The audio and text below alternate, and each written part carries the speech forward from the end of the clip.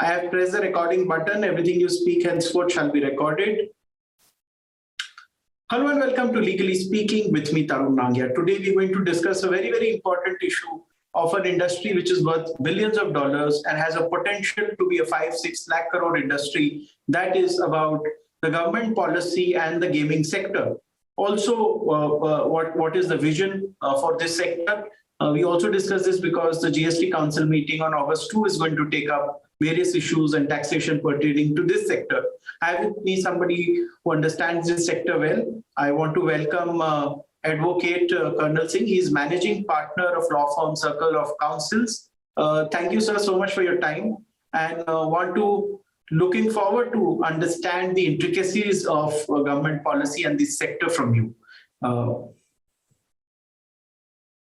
If you see the statement made by the Prime Minister of India, various occasions, in March 2022, while inaugurating at the post-budget webinar organized by the Office of the Principal Scientific Advisor about the technology-enabled developments.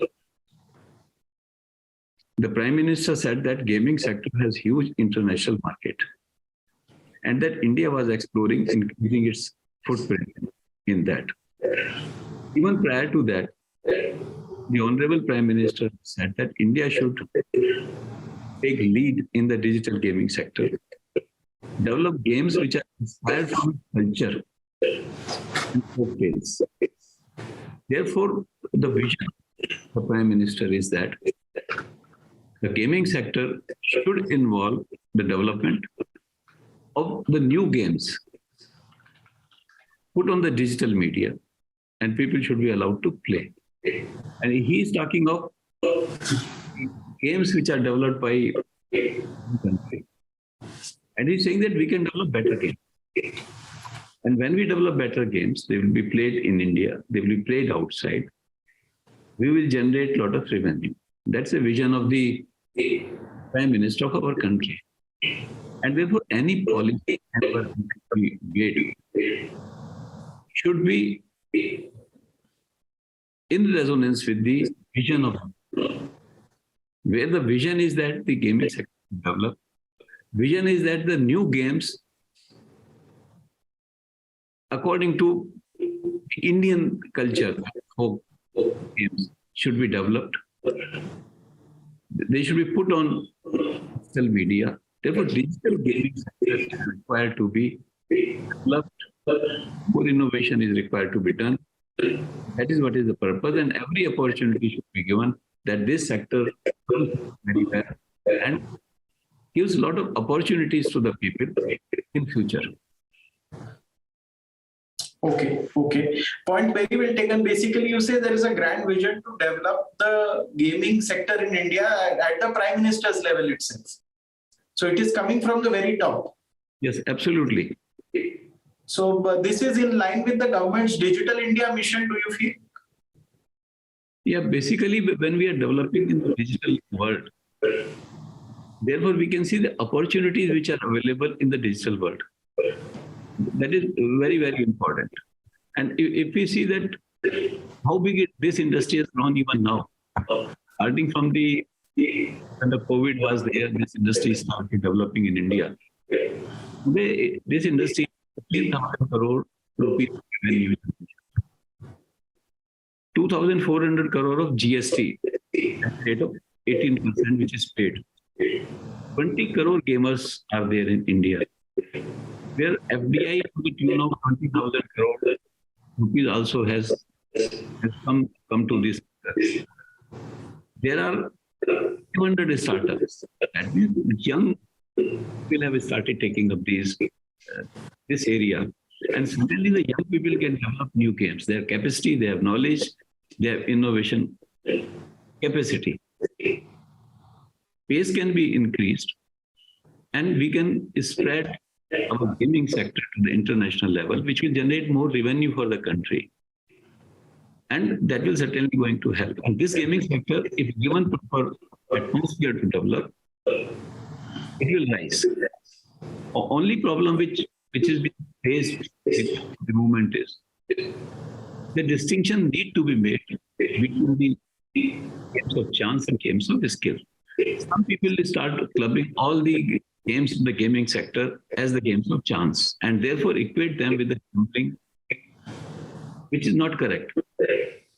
See, game of chance and game of skill, these are distinctions, and that distinction should be applied on the basis of each game, which should be played on the digital media.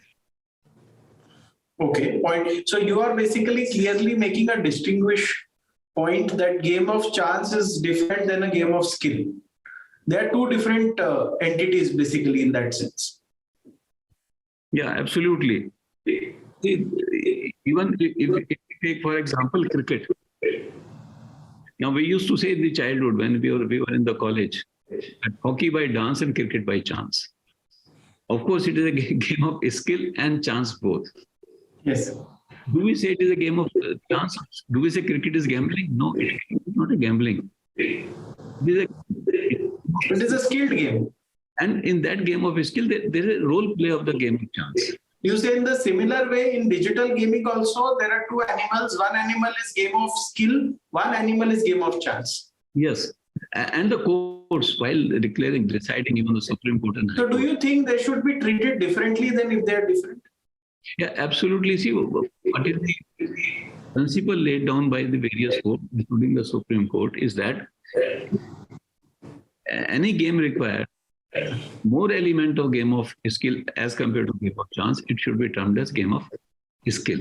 If there's a more element of treated as game of chance. So we should apply that criteria which is laid down by the own. You take, for example, stock market. Now, people invest in the stock market, long-term as well as short-term there. Now, stock market is both. The people assess the fundamentals of the company. They do even technical analysis. But it also depends upon chance factors. It also depends upon the factors which are not under your control. Now, should we say that investment in the stock market is a game of chance? No, it is a skill because there are analysts to do that skilling. I mean, there is a whole ecosystem around it. Therefore, any game which we take up, you take an example of game of chess.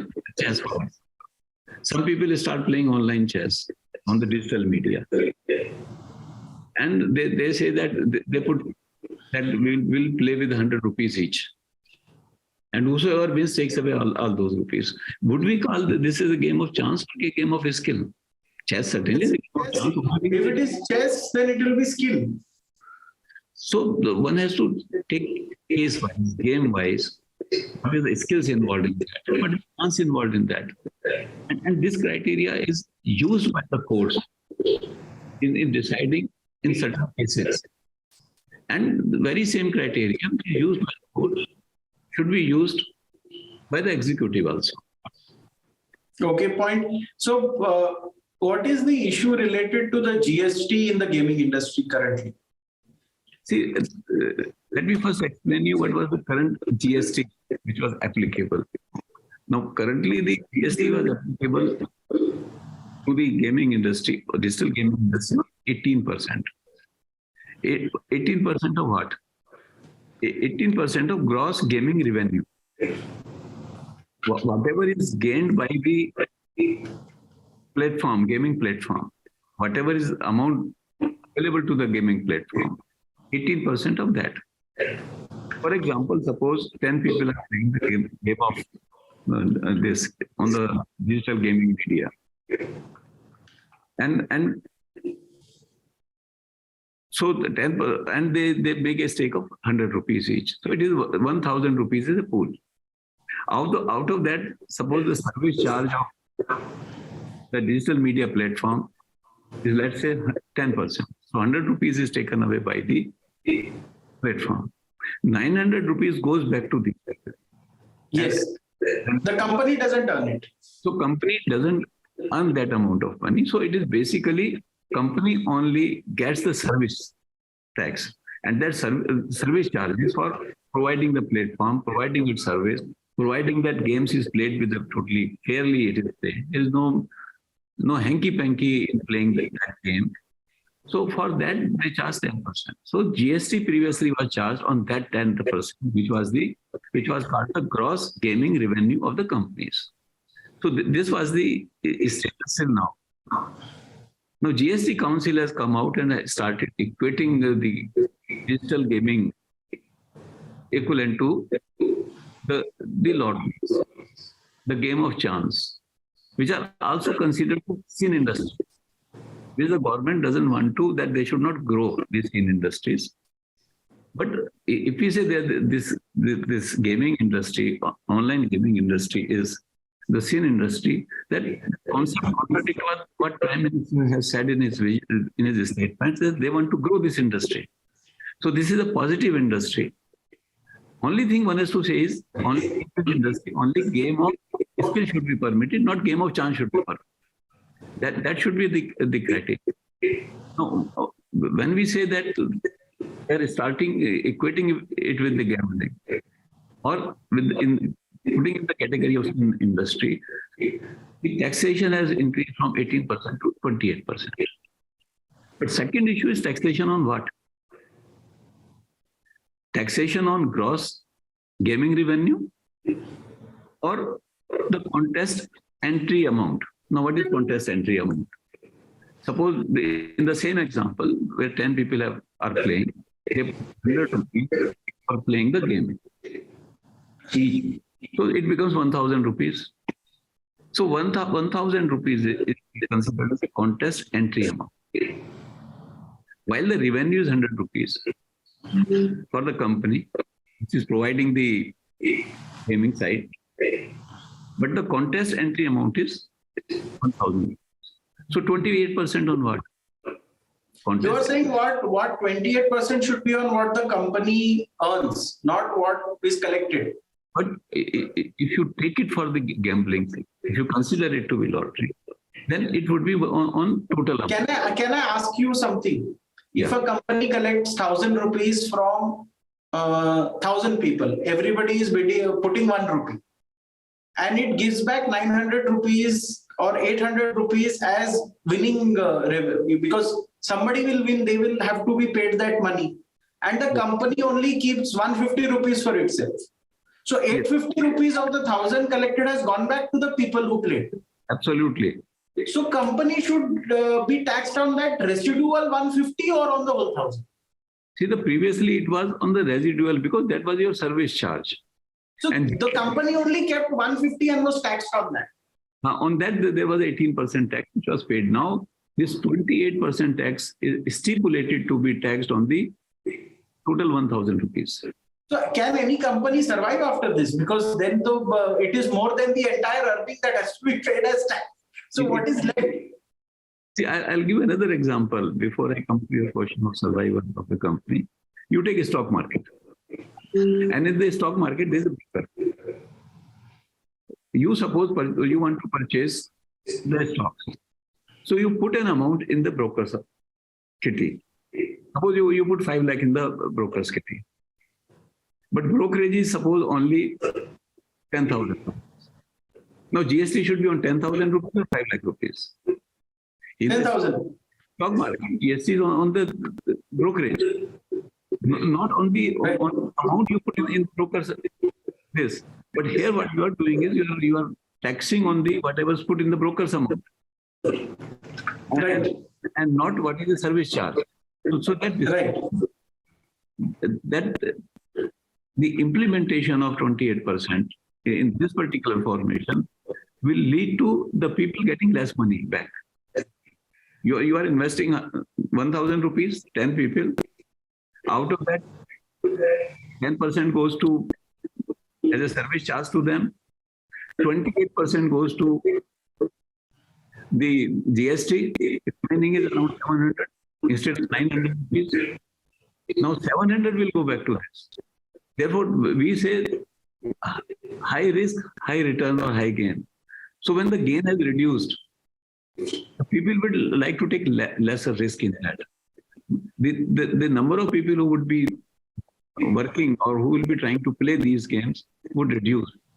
The games could be like you are learning, for example, how to drive vehicle. It could be a game. But you will not be able to play that game because huge amount is going to GST.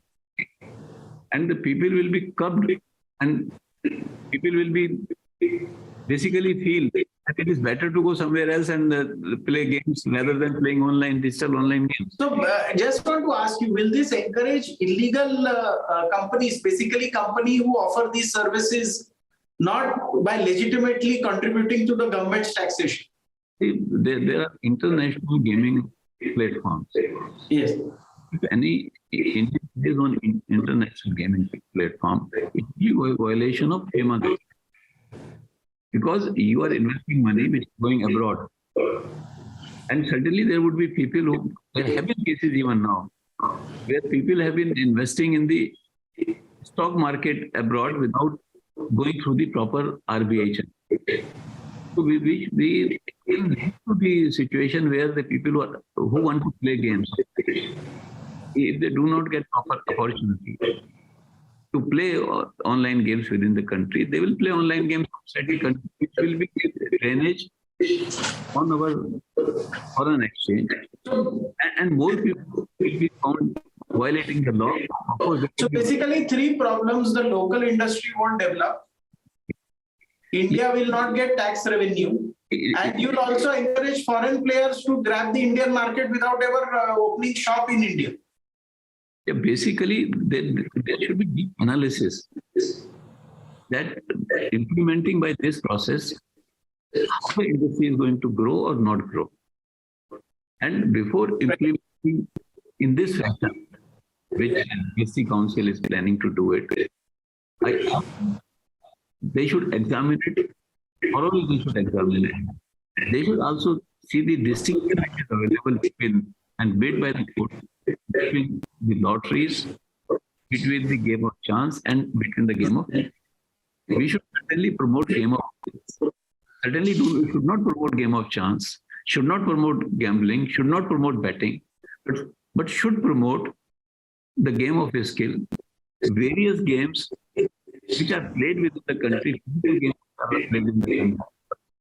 Can they be digitized? Put on the digital media as by the Prime Minister, because that will give boost to our digital industry. That will also give boost to our local game. That will help the people understand our country better than the foreign countries. One has to examine that before implementing or equating it with a lottery.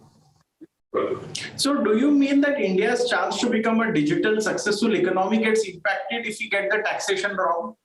The digital gaming industry will suffer because of this particular type of tax. And which is a large industry for government to get revenue. Yeah, it is a large industry. And if the industry doesn't grow, taxation will reduce in this particular area. Basic requirement is having a deeper study of the impact analysis. What would be the impact on this gaming sector? They should take a decision very clearly. Do we want gaming sector to grow or not? If the gaming sector is decided not to grow, then it may be the right decision. But if the gaming sector is decided to be developed, then maybe the more analysis should be done before implementing the formation of the GST on the gaming, which is being formulated now. Very interesting analysis. Tell me one or two things.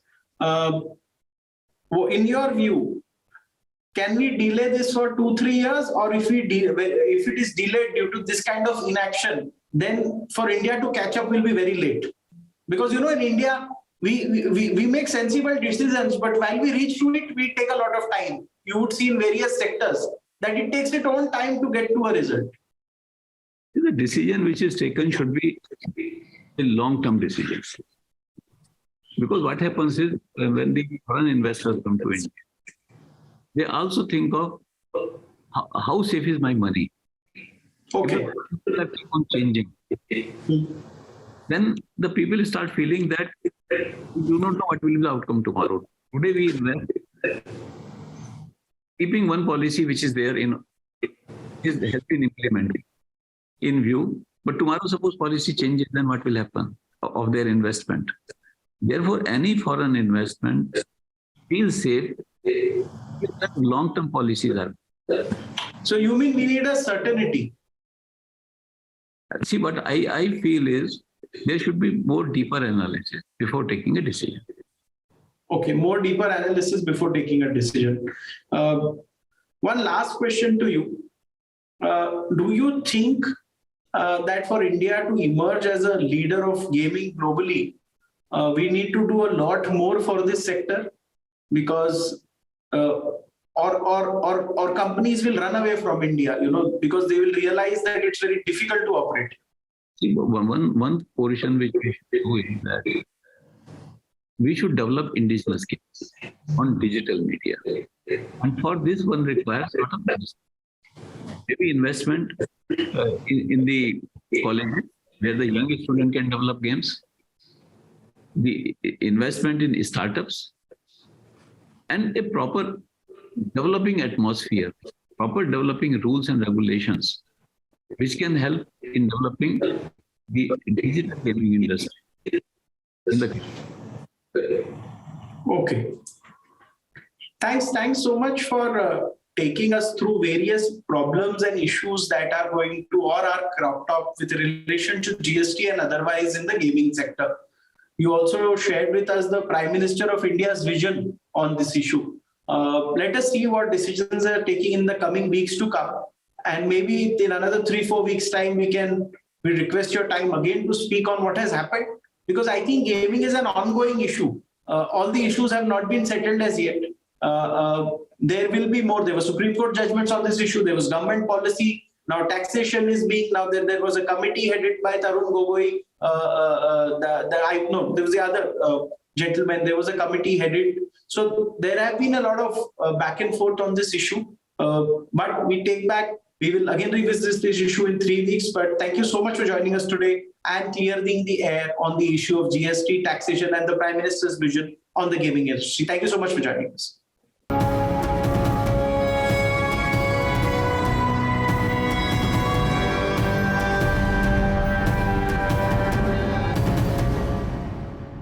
For more such videos, subscribe to the NewsX YouTube channel, hit the bell icon.